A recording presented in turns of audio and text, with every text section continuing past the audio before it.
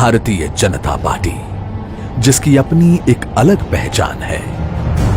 ये केवल एक राजनीतिक दल नहीं, एक आंदोलन है। भारतीय जनता पार्टीचा, अखिल भारतीय कामगार कर्मचारी संघाचा कामगार आहे मी, तळपती तलवार आहे। कामगार आहे मी, तळपती तलवार आहे।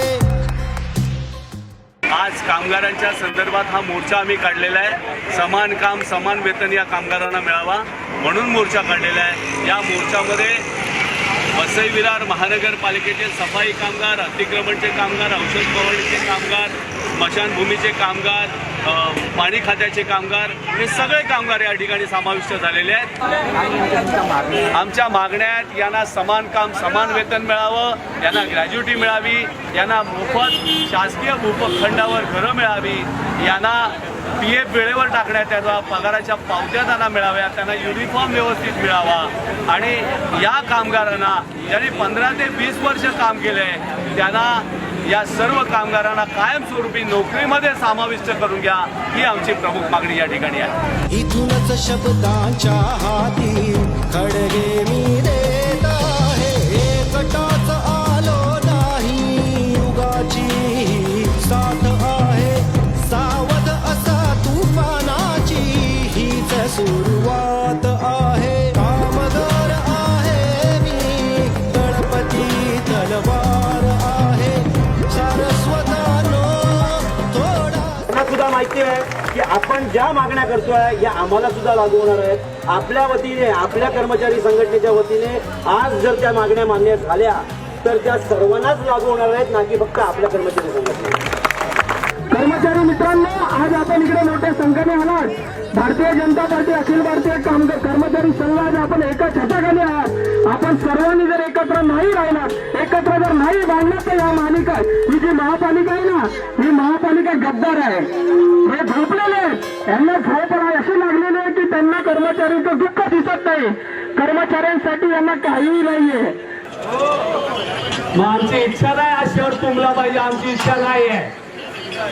तुम्ही आम्हाला ते करायला लावू नका, ही आमची विनंती आहे तुम्हाला।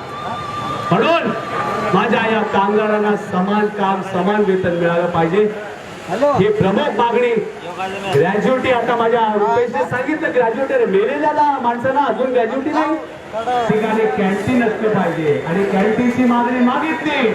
9 प्रभागामध्ये कॅन्टीन आपण सँक्शन करून घेतलंय, 9 प्रभागात। त्याचप्रमाणे ज्यांना 12,000 ते 24,000 पगार करून दिला ते माझे पालघरचे जयेश भाऊ व्यासपीठावर या माझे सगळे पालघरचे पदाधिकारी या ठिकाणी आले। हे सर्व मंडळी आणि उपस्थित बांधवांनो, भगिनींनो आणि मातांनो, मला माझ्या आई वडिलांनी सेवा करायला शिकवले।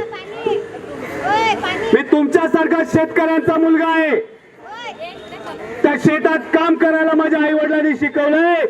महाराष्ट्राच्या जनतेला कळू दे की या सगळ्या कामगारांना 9 दिवस फक्त काम करून येतात आणि इथे बसा, व्यासपीठावर आम्ही येतोय, सर्वांनी वरचे कपडे काढायचे आणि इथे बसायचं।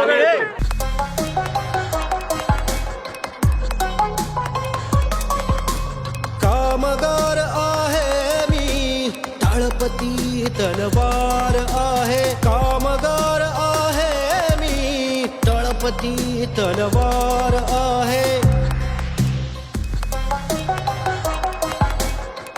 आता या ठिकाणी आपल्याला पोलीस यंत्रणेने देखील आपल्याला चांगलं सहकार्य केलंय, जोरदार टाळ्या वाजवा। आपल्याला चांगलं सहकार्य केलंय आमचे विक्रम साहेबांनी, त्यांचे सगळे अधिकारी वर्ग, त्यांना मी धन्यवाद देतो। या परिसरामध्ये मला या व्यासपीठावर उभं राहण्यासाठी ज्यांनी प्रेरित केलं ते माझे प्रमुख सल्लागार, मुंबईचे अध्यक्ष आमदार सन्माननीय आशिषजी शेलार साहेब, माझे अध्यक्ष मिलिंद तुळसकर साहेब, कार्याध्यक्ष जितेंद्र राऊत साहेब, माझे सरचिटणीस सुहास भाऊ माटे। धन्यवाद। जय हिंद, जय महाराष्ट्र।